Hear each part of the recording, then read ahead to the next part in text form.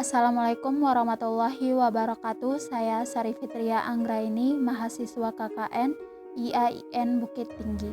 Saya akan menjelaskan tentang etika batuk.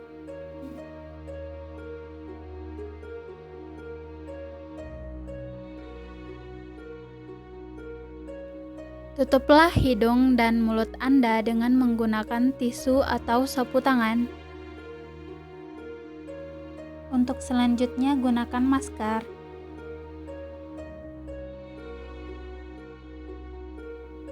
Bisa juga menutup hidung dan mulut dengan menggunakan lengan dalam baju Anda. Segera buang tisu yang sudah dipakai ke tempat sampah.